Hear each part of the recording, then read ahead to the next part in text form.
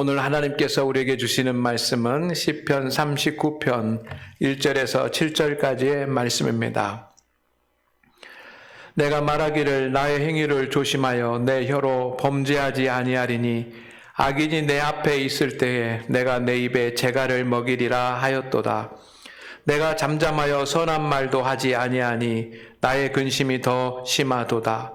내 마음이 내 속에서 뜨거워서 작은 소리로 읊조릴 때에 불이 붙으니 나의 혀로 말하기를 여호와여 나의 종말과 연한이 언제까지인지 알게 하사 내가 나의 연약함을 알게 하소서.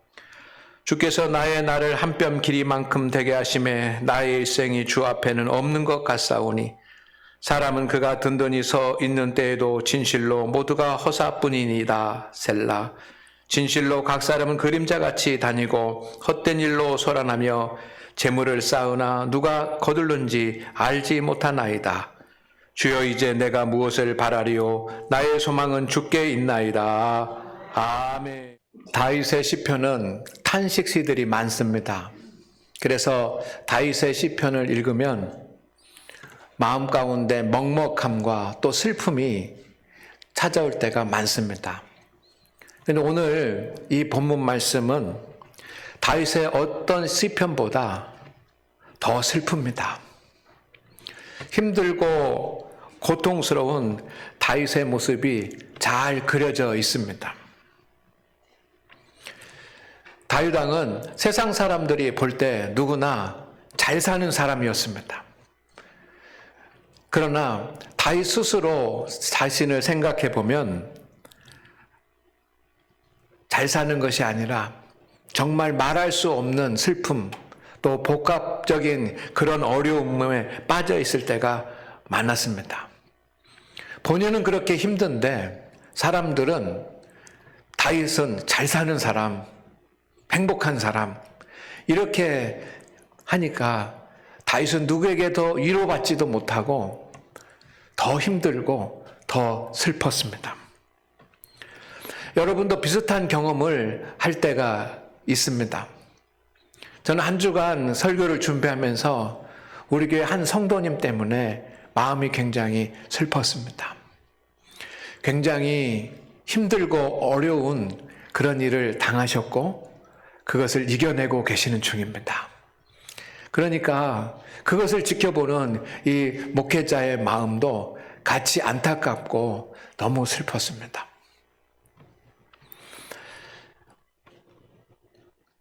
성도님들과 대화를 하다가 보면 목사님, 사람들은 제가 행복하게 잘 사는 줄 알아요 라고 이렇게 말하는 분들이 있습니다. 그 다음에 말씀을 하지 않아도 그 다음에 무슨 말을 하려고 하는지 저는 다 느껴집니다. 세상의 사람들은 내가 행복하게 잘 사는 줄 아는데 그 다음에 말하지 않았지만 저는 느낍니다. 목사님, 저 너무 힘들고 괴로워요. 힘들어요. 혹시 오늘 하나님 앞에 예배를 드리는 우리 성도님들 가운데 어떤 이유로든지 세상 사람들이 나를 보면 잘 사는 것 같은데 나는 아니다라고 생각되는 그런 분들이 있다면 하나님의 은혜를 받고 하나님의 축복을 받아서 앞으로 이렇게 이야기할 수 있기를 소망합니다. 어떻게 이야기하냐면 목사님, 사람들이 나 힘들게 사는 줄 아는데 사실은 목사님 저 너무너무 잘 살아요. 너무너무 행복해요.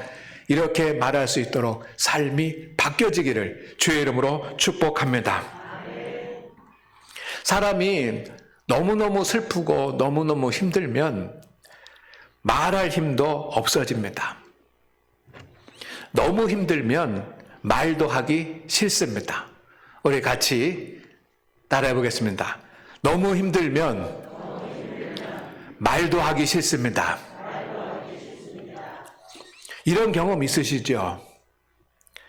말하기조차 힘들 때 또는 누가 옆에서 막 말을 걸어도 말하고 싶지 않을 때 말할 수 있는 그런 여력조차 없는 그런 고통과 고난과 시련과 슬픔이 우리에게 찾아올 때가 있습니다.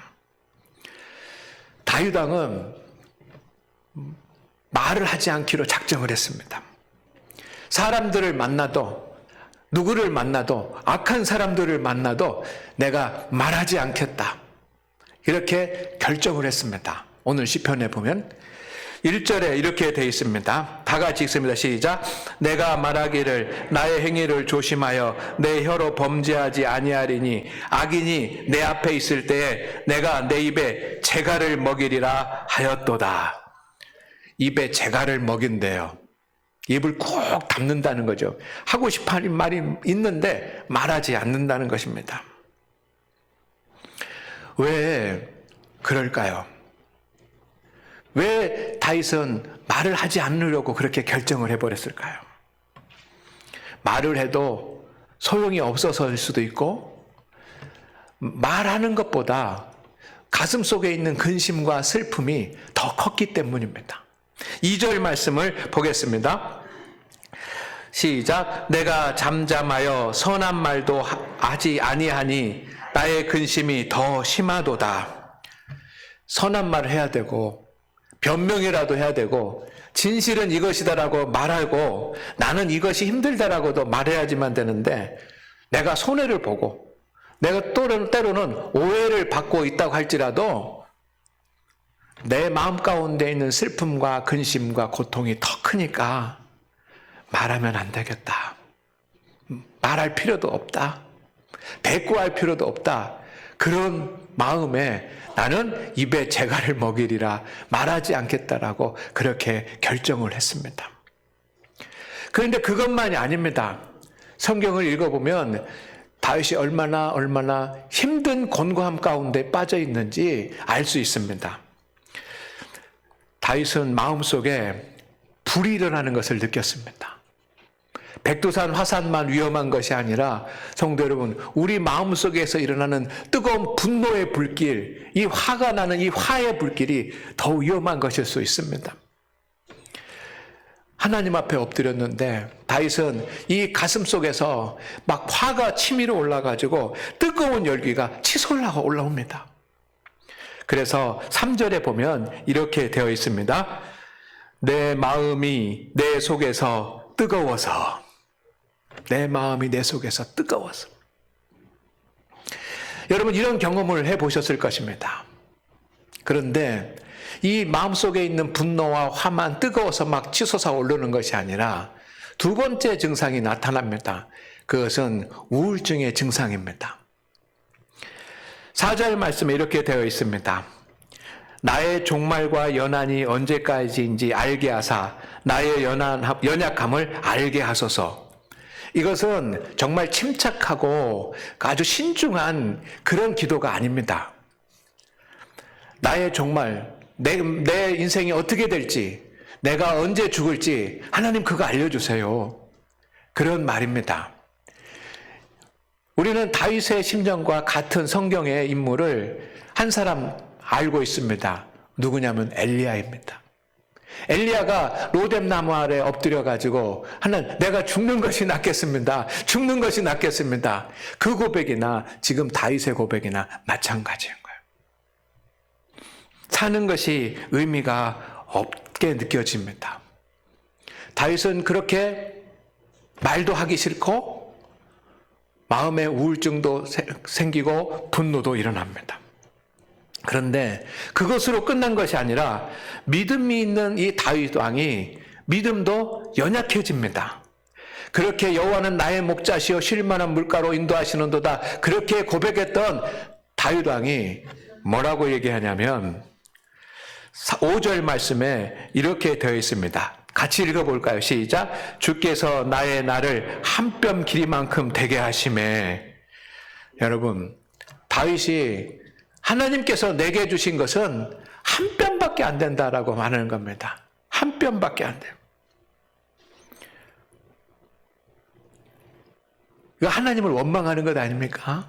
하나님, 다른 사람들은 10뼘도 되고 다른 사람들을 한 자도 되는데 나는, 내 인생은 한 뼘밖에 안 돼요. 너무 초라하고 작습니다. 그런 의미입니다. 여기에는 하나님에 대한 원망이 담겨져 있는 거죠. 그리고 거기에 플러스해서 인생이 허무하게 느껴집니다. 6절 말씀을 보니까 다 같이 읽어보겠습니다. 시작. 각 사람은 그림자같이 다니고, 그것이 자기의 모습입니다. 그림자같이 다니는 거예요. 그림자는 생생한 게 아닙니다. 그림자는 헛것입니다. 그러니 허무함을 나타내는 거예요. 자기가 허무하니까 다른 사람들도 그림자처럼 다닌다고 그렇게 보이는 겁니다. 인생이 허무하게 보이고. 다음에 그것뿐만 아니라 자기가 지금 한평생 열심히 살아왔는데 그 살아온 자신의 인생도 헛된 것이라고 생각이 됩니다. 6절 말씀에 같이 읽습니다. 시작. 헛된 일로 소란하여. 열심히 수고하고 땀을 흘리고 그렇게 인생을 살아왔는데 이거 다 헛된 일이었구나. 내가 헛된 일에 그렇게 힘썼구나 라고 하는 그런 인생 무상을 느끼는 겁니다. 거기뿐입니까? 재물도 내가 왜 이것을 나를 위해 쓰지 못했을까라고 하는 그런 푸념도 합니다. 6절 말씀에 보니까 재물을 쌓으나 누가 거둘는지 알지 못하나이다. 누가 거둡니까? 자기의 재물은 아들이 갖고 딸이 갖고 그래야 되는 거죠. 그렇게 해서 땀 흘리면서 수고하는 것 아닙니까? 그런데 그런 생각이 드는 거예요. 이거 아들한테 물려주면 뭐하나, 딸한테 물려주면 뭐하나, 자식들한테 물려주면 뭐하나, 이거 가지고 좀 더 좋은 것 먹고 좋은 것 입고 살았으면 좋았을 텐데 그것도 왜 못했나, 이 바보같이 그렇게 생각이 드는 겁니다. 성도 여러분, 이런 상황이 여러분 가운데 오지 않기를 주의 이름으로 축원을 드립니다. 축원을 드립니다. 그러나 누구든지 오늘 다윗과 같은 그런 마음의 증상들이 나타나는데 여러분 이것이 깊어지지 않기를 소망합니다. 깊어지지 않게 하시기를 바랍니다. 인생에 어려움이 오면 이렇게 한 가지 문제가 아니라 여러 가지 문제들이 복합적으로 나타나기 쉽습니다. 그리고 차례대로 나타납니다. 제일 처음에는 말하기 귀찮았다. 우울증이 오고 믿음을 잃어버리고 인생이 허무해지고 인생을 헛살았다라고 생각이 들고 그리고 자녀들에게 작은 재산이라도 나눠주는 것도 이건 부질없는 일이라고 그렇게 생각이 듭니다. 몸은 땅에 있지만 마음은 절벽에서 떨어지는 것 같습니다. 여러분, 우리 장항에 스카이워크가 있지 않습니까? 스카이워크에 올라가 보셨습니까? 네, 한 분 올라가셨군요. 저도 스카이워크를 올라가 봤는데 옛날에는 제가 고소공포증이 없었는데 약간의 고소공포증이 생기더라고요. 여러분도 마찬가지. 그 높은 곳에 올라가면 가슴이 막 이런 마음이 듭니다. 이게 이제 고소공포증이잖아요. 그렇게 우리가 육지에 서 있고 집에 누워 있고 침상에 있지만 우리의 마음은 낭떠러지에 떨어지는 것 같은 그런 마음이 들 때가 있습니다. 이때 낭망하지 마시기를 주의 이름으로 축원을 드립니다. 우리의 모든 것을 아시는 하나님이 우리를 바라보고 계시고 우리의 모든 것을 아시는 그 하나님이 구원하실 구원의 계획을 세우고 계신 것을 믿으십시오. 이것을 믿으십니까? 이것을 믿으십니까? 믿기 어려운 분들도 계실 거예요. 정말 그럴까? 내가 그렇게 어려움을 당하고 있는데 하나님은 가만히 계셨는데 정말 그럴까? 그렇게 의심하는 분도 계실 것입니다. 그럼 만약에 여러분이 의심하는 그 의심이 사실이었다면 다윗은 오늘 시편 39편으로 끝나고 그 다음에 다윗의 인생은 없었을 것입니다. 하나님은 우리를 바라보고 계시고 하나님은 우리를 구원하여 주시는 주님이십니다. 이것을 믿으십시오. 저희 부부도 목회를 하면서 만약 하나님이 간섭하지 않으시고 하나님께서 구원해 주시지 않는 하나님이라고 한다면 아마 이 자리에 없었을 것입니다. 하나님은 다윗을 한 가지 문제가 아니라 여러 가지 복합적인 그런 문제 가운데서 그 문제의 늪에서 건져 주셨습니다. 여러분이 그런 어려움 가운데 처하게 된다면 하나님께서 건져 주실 것입니다. 그렇게 여러분에게 그렇게 하실 것입니다. 성도는 하나님의 구원을 바라십니까? 우리는 하나님의 구원을 바랍니다. 그렇다면 여러분이 해야 될 것이 하나 있습니다. 그것이 뭐냐면 믿음의 자리를 지키는 것입니다. 따라합니다. 믿음을 지키기 어려워도 믿음의 자리는 지키겠다. 이것이 여러분의 고백이 되기를 원합니다. 하나님의 구원을 여러분이 진심으로 바란다고 한다면 믿음의 자리를 지키십시오.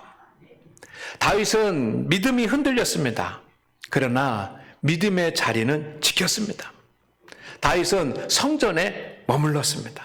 성전으로 달려가서 성전에서 머물렀습니다. 다윗은 성전에 엎드리는 사람이었습니다. 무슨 일만 있으면, 어려운 일만 있으면, 힘든 일만 있으면 성전으로 달려가서 성전에 엎드렸습니다. 시편 27편 4절에 보니까 다윗의 유일한 소망, 최고의 소망이 있습니다. 내가 여호와께 바라는 것 한 가지 일, 그것을 구하리니 내가 내 평생에 여호와 집에 살면서 여호와의 아름다움을 바라보며 그 성전에서 사모하는 것이라.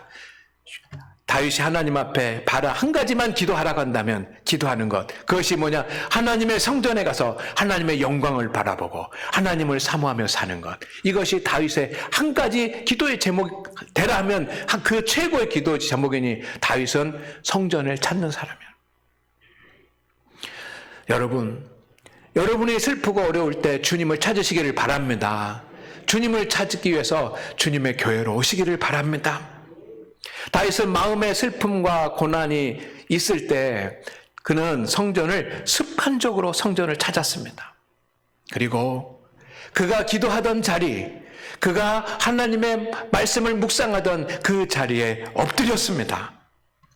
평상시에 하던 대로 힘들면 어려우면 찾아와서 평상시에 하던 대로 하나님의 말씀을 펼치고 하나님의 말씀을 읽고 하나님의 말씀을 묵상을 했습니다. 3절에 이렇게 되어 있습니다. 작은 소리로 읊조릴 때. 여러분 누구의 고백입니까? 다윗의 고백입니다. 읊조린다라고 하는 표현이 다윗의 표현이에요. 하나님의 말씀을 읽고 묵상하는 거죠. 그런데 다른 때는 하나님의 말씀이 잘 들어왔는데 하나님의 말씀이 들어오질 않습니다. 말씀을 읽으면 말씀이 위로가 되고 말씀이 깨달아져야 되고 말씀이 힘이 되고 말씀이 능력이 돼야 되는데 말씀이 들어오지 않습니다. 오늘 본문 말씀은 다윗의 기도입니다. 여러분 성경 말씀을 읽어보면 어찌 이것을 기도라고 할 수 있겠습니까?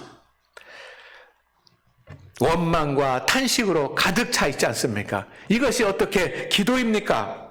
마음속에서 나오는 분노와 우울함, 하나님에 대한 원망, 인생의 허무함 때문에 하나님의 말씀을 붙잡고 싶어도 그 말씀을 붙잡는 묵상의 달인이 하나님의 말씀을 묵상하고 읊조려도 하나도 도움이 안 돼요. 기도의 사람 다윗이 하나님 앞에 기도해도 기도가 제대로 되지 않는 거예요.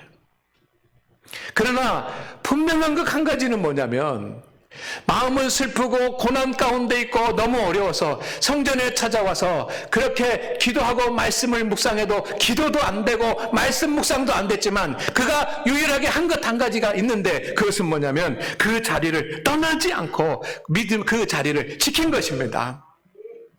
그래서 믿음을 지키기 어려우면 믿음의 자리를 지키십시오 라고 제가 말씀을 드리는 겁니다. 우리도 다윗의 슬픔과 고난과 어려움이 우리의 형편이고 우리의 심정이 될 때가 있습니다. 너무 힘들면 예배도 안 됩니다. 너무 힘들면 기도도 안 됩니다.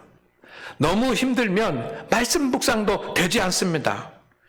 너무 힘들면 목회자가 신방을 오겠다고 해도 반갑지도 않고 목회자가 권면을 해도 들려지지가 않습니다.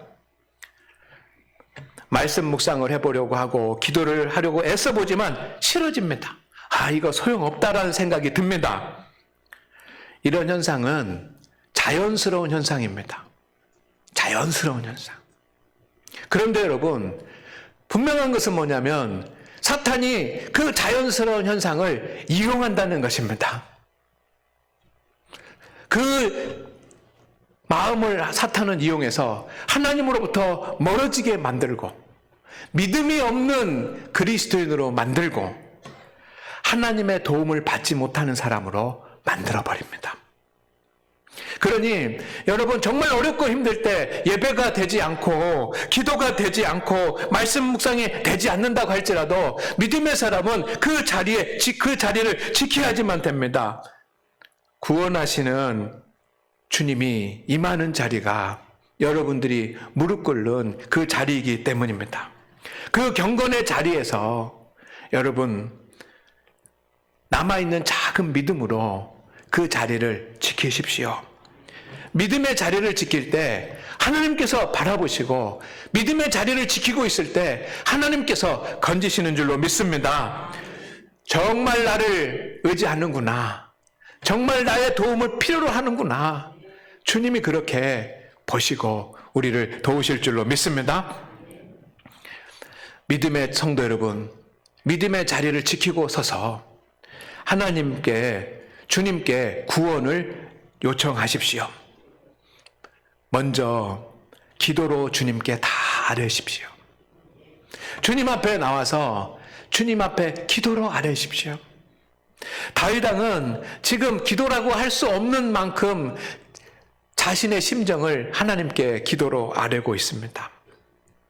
슬픔에 처하고 고난에 처한 다윗이 하나님께 드린 기도인데 저는 마음 토로 기도라고 이름을 붙이고 싶습니다. 기도는 기도인데 자기의 마음을 그냥 하나님 앞에 다 내어놓는 그런 기도입니다. 여러분 때로는 이런 기도가 필요합니다.